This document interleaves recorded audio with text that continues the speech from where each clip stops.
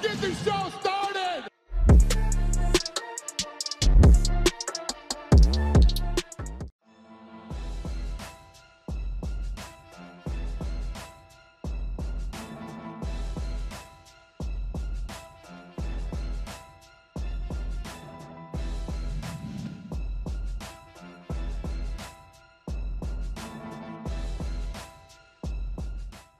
Speaking to RJ Clifford on SiriusXM Fight Nation 156, Coach Dean Thomas weighed in on Jake Paul's rematch being rigged and gave a behind-the-scenes look into Paul Woodley 2 after cornering the former UFC champ this past weekend. Here's the clip. I mean, what was your cut that Tyron was paid to take the very clear dive that Saturday? Listen, you know, that whole theory, it makes me laugh because I know, like, being in his camp, I know how serious it was. It was serious. Like, Tyron really wanted this win back. He really wanted this fight. It was a serious thing. Now, if it was a dive, I wish they told me about it because I would have just showed up the night of. You know what I'm saying? And just been like partying and just. But that wasn't the case. I mean, it was a real legit fight. You know, I think he went through a series of different emotions. I remember standing inside the ring as soon as it happened. He was like, no, what time? When do I go back out? So he didn't even know. Like, right when it happened, he thought it was in between rounds. And I'm sure he was probably wondering why everybody was standing inside the ring. So he didn't even know at that moment. And when I got out of the ring, I really just kind of sat there and was just disbelievement. So I think that's really what it was in the beginning, was just disbelieving. You couldn't believe that just happened. Then when we got to the back, everybody on the whole team was just disappointed. Like, oh, I can't believe this just happened. I don't know if you're familiar with the guy who runs High Rollers.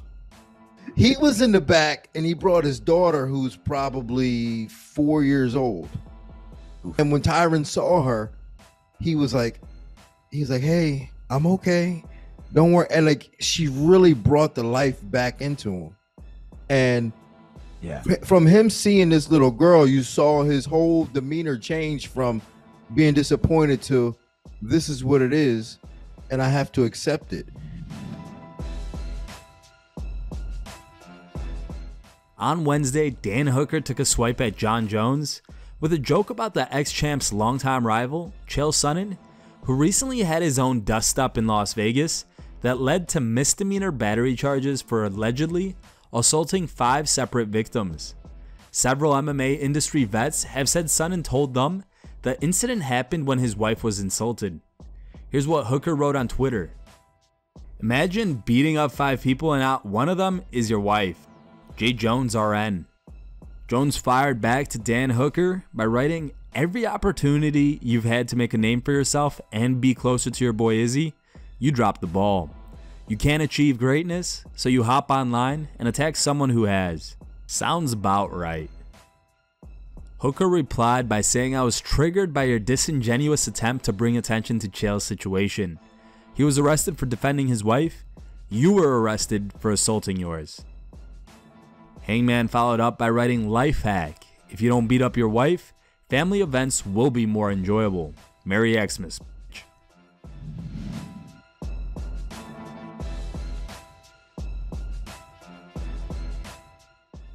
Prior to UFC 269, Justin Gaethje made some questionable remarks about Charles Oliveira, suggesting the Brazilian champion was a quitter. However, in the immediate aftermath of Oliveira's win, Gaethje was seen backstage congratulating Oliveira for his brilliant performance. From there, Justin went on to speak with reporters where he once again congratulated Oliveira, but then added that he couldn't wait to break his face. Oliveira wasn't happy with these comments and proceeded to dub Gaethje as being a fraud on MMA Fighting's Portuguese language podcast. The guy is talking a bunch of crap the entire time, and when we meet face to face, he says he has all the respect for me and what I do. 2 minutes later, he's saying he'll break my face and saying a bunch of stuff. These guys hype things up and try to sell the fight with something they are not. If you're a humble guy, if you're a respectful guy, you have to sell the fight that way. If you're a guy that talks crap, you have to sell the fight talking crap the entire time, to my face and behind my back. Shortly after, Gaethje proceeded to issue the following fiery response at the UFC's lightweight champion. At Charles Oliveira, "It's called respect, you fool, and we are in the breaking faces business. My respect that night was just as real as my intention to take everything from you in your country. At UFC, #UvaiMorer." UFC heavyweight champion Francis Ngannou is scheduled to fight his former teammate Cyril Gane at UFC 270 on January 22nd. On Friday, Ngannou posted new training footage as he prepares for the fight. Here's the video. And still. 30 seconds, shit. All out now. 30 seconds. Let's go. All out now. Organization, make sure you make the celebration. Let's go. That's it. 15 seconds, shit.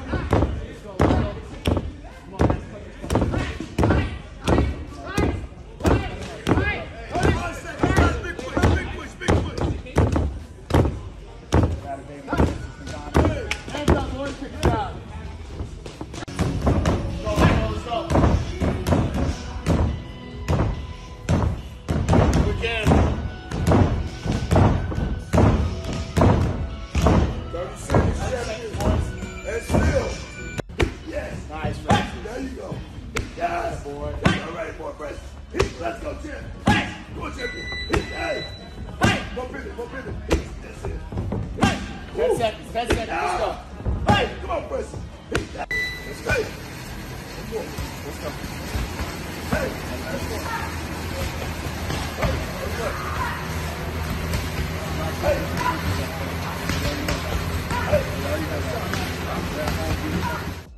Here are the top 3 memes you guys posted on MMAmemes.com. In third place is a meme posted by user Monkey. Second place goes to Chuck Norris. And the number 1 voted meme was posted by a user named MMA Guy.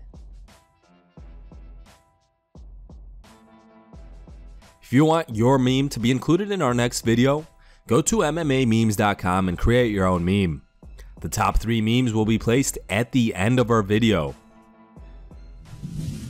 Thank you guys for watching. If you liked the video, please leave a like and subscribe to our channel to keep up with the latest MMA news.